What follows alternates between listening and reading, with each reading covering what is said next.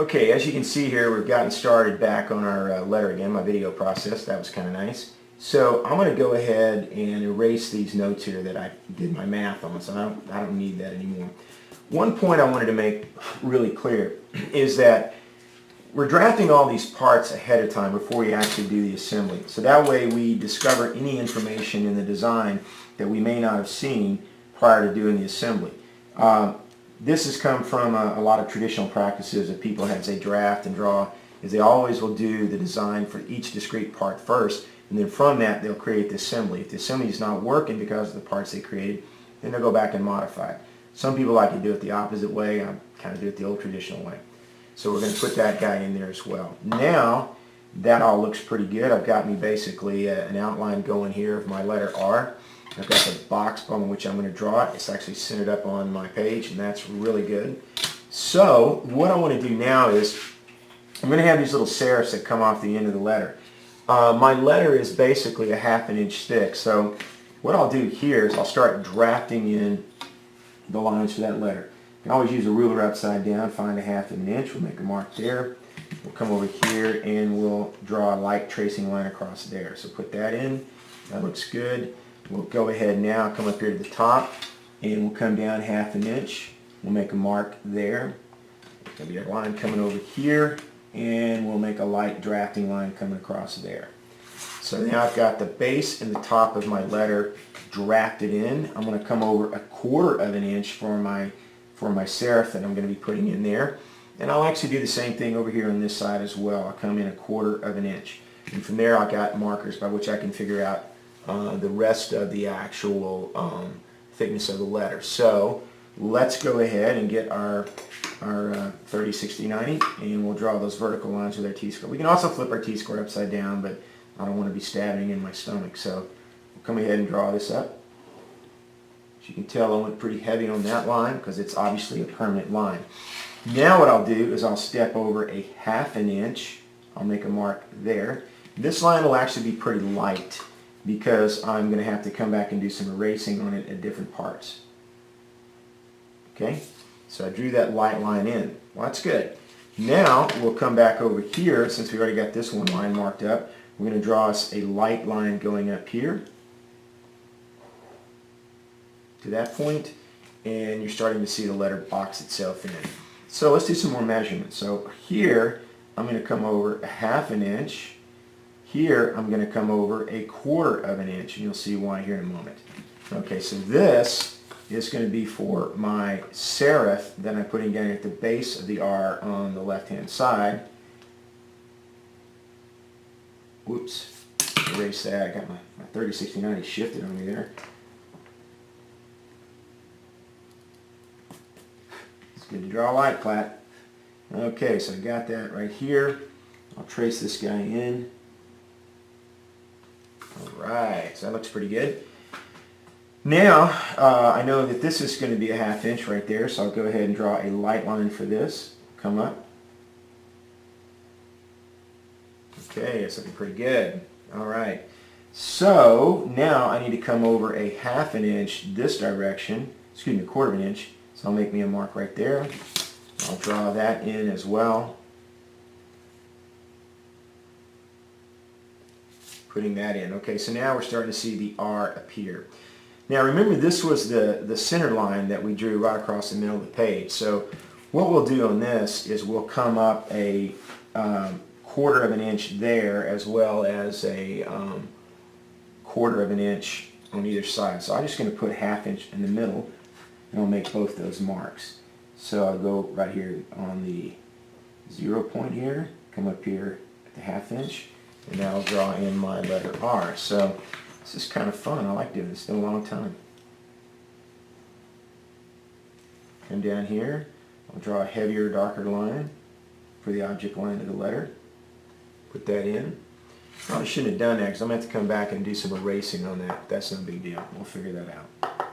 Okay, let's start to darken up what we know is good, and then we'll come back and do some erasing on what we need to remove. So we know this serif appears good. This little part that sticks out. We'll come down here to the bottom. That part right there. Looks pretty good. I'm double checking measurement here. That doesn't look right. Yeah, that's correct. Oh, that's correct, because this line's dark. It's light, I can't see it. All right, so we'll come up here, we'll draw this heavy line in for the opening for the R right there. Come down here.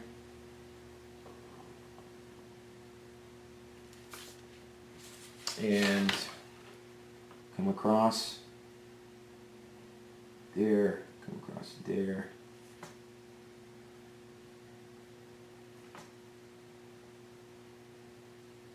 Okay, it's looking pretty good. Starting to see an R shape up in here.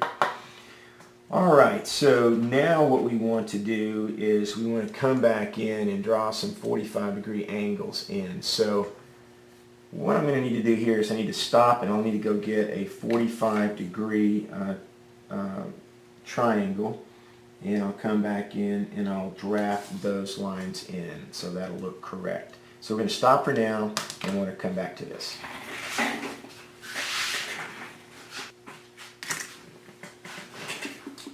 Okay, I went into my day timer, my planner, and I found my old beat up, kind of in knocked off 45-degree triangle.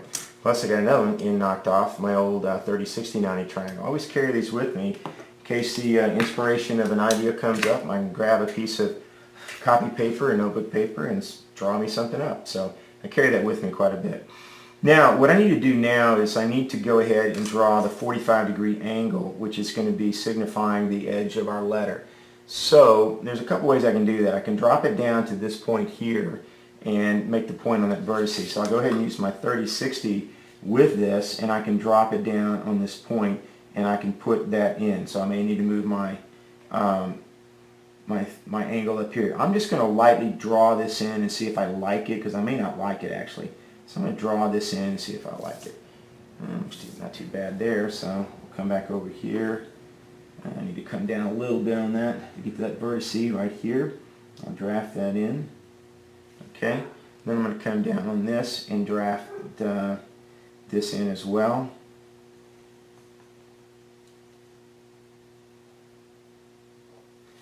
Now remember, this is going to be a 1/2 inch thick letter, so I'm going to come back over here. Now again, we're drafting this in. It may not be what we like, so we may have to come back and change that. So I'm going to put that in there and let's see what we get. Okay. So I'll bring this guy over here like this again, and I can move this up and I can put that in. I tell you what, I tell you right now, I'm not going to like this, but we'll go ahead and draft it just to get a look at it. Okay. Yeah, I think this is too low. I think that's way too low for my taste. So probably what I'll do is erase this and pull it up a little higher. Let's see if we can fix the top first before we get started on that. We'll come up here to the top and we'll come over to this one particular edge, as we see, and that vertex as it comes across, and we're going to draft this guy here in this line. So we'll pull that down like that. And we've got that in there pretty good. Maybe make a change there if we need to, but that actually looks pretty decent. This whole intersection and all that, we can kind of change that if we want to. So I'm kind of looking at this again. Maybe what we ought to do is come down here and get a better look at this. I'm going to flip this over so it tracks a little better. Yeah, it does better. I'm going to come down here and I'm going to draw that line in right there. Okay, I think I'm going to like that much better. Yeah, it does look a little bit better. So let's go ahead and erase this. Let's get these lines out. We don't need these anymore. Clean up that a little bit. Take our eraser shield here. Get rid of that one extraneous line right there. Take that out. We don't need that center line anymore. Take that out. And we'll go ahead and take our ruler now. Again, a ruler is also called a scale, so if you ever hear it referenced as an architectural scale, engineering scale, or metric scale, they're basically talking about a ruler, so no big deal. Take this guy here, flip him over, and then we'll come in and we'll draw in this.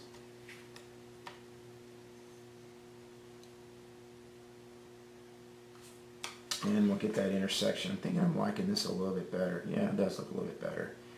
So let's go ahead and darken up some lines here so we kind of get a better read on this.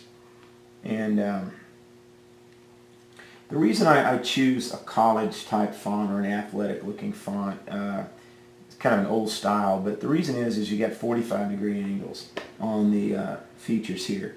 And the benefit of that is the fact that when you draft this in an isometric, it's going to be much easier to draft on these first types of isometrics that you're going to be doing. Otherwise, you got to get a French curve, which is a compound curve template tool that's going to require you to do the calculations and measurements to get that curve on the isometric surface. That's hard. So, but it can be done. All right. Coming across here, putting this in. As you can see, I'm going to come back here and darken up these lines.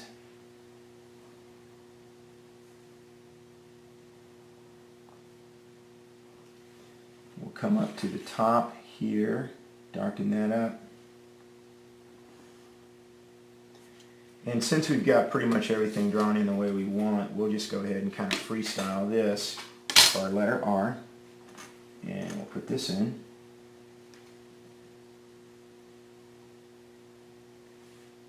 Freestyle this, put this in. Okay. Get our eraser shield and come here and clean this up. We don't need this outside area here anymore.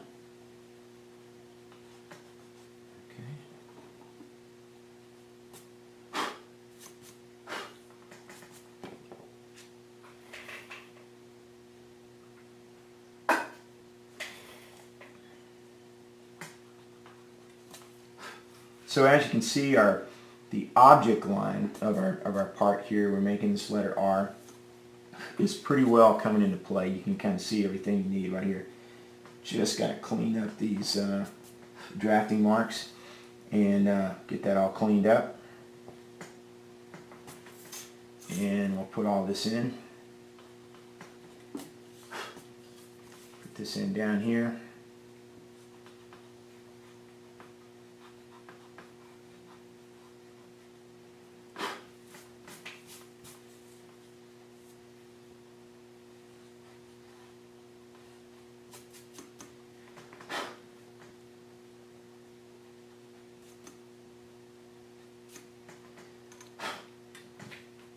Okay, so there's our letter R.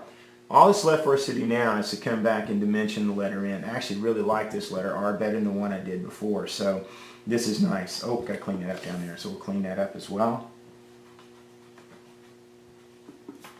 Now remember, a lot of the letters that are out there are families of letters. If you look at the actual design of the letter and note what it looks like, there's a lot of similarities between them. So if you've got a good letter like this R drawn, what it can do for you is let you draw a lot of other letters really, really fast if you're tracing over it. Let me give you an example. Say I need to draw the letter P now. So if I'm drawing the letter P, all I really have to do, let me get this other one up here and I'll show you. All I have to do on this letter P is I just got to come down and lay this guy over the top of that R and draw everything but this side right here. If I'm going to do the letter B, all I got to do is connect these, take these two out, and draw 45 that way. So I got the letter B. Well, Mr. Plow, what about the letter O? Well, exactly. We can do a letter O because we already got this math figured out. We just draw this one side, this side here, put our 45s in, done. So this really saves an enormous amount of time in our drafting of these letters. So they all kind of have the similarity look to them. And again, that's why I chose the college font. So it creates a easier thing for you to learn as you're learning how to do your design. Let's darken up this one inside part here on the R.